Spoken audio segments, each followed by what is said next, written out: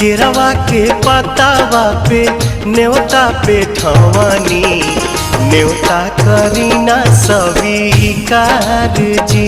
हाँ लिहिनाया रख मोर आदित्य गोसाइया परती के सुन ली पुकार जी।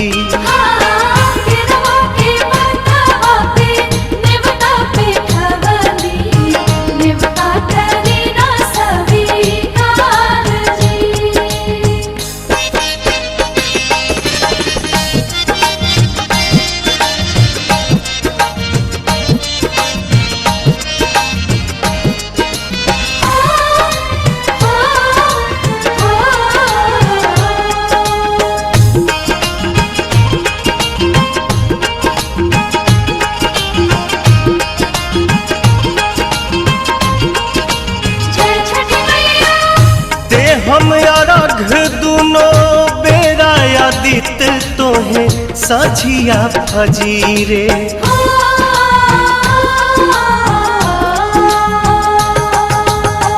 दूसरा अरघ देके मानव आशीष आके गंगा के तीरे।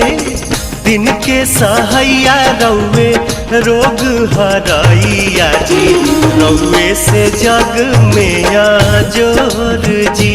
हाँ केरवा के पतावा पे न्योता पे ठवानी न्योता करीना स्वीकार जी।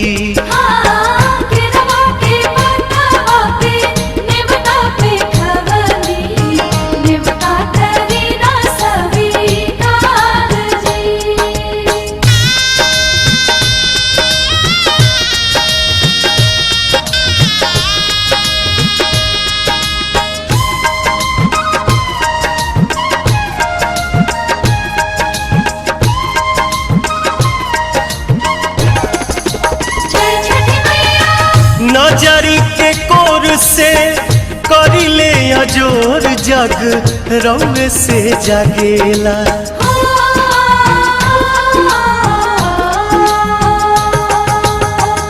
रौवे से रात होला रौवे से दिन काल चक्र चलेला।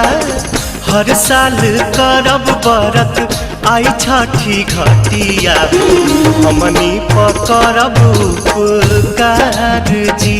हाँ लिहिनाया रघ मोर आदित्य गोसाइया परती के सुन ली पुकार जी।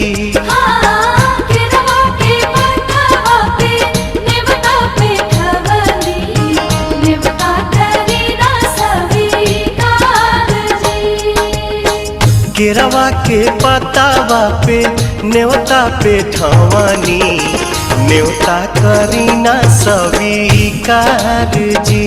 हाँ लिहिनाया रघ मोर आदित्य गोसाइया परती के सुन ली पुकार जी।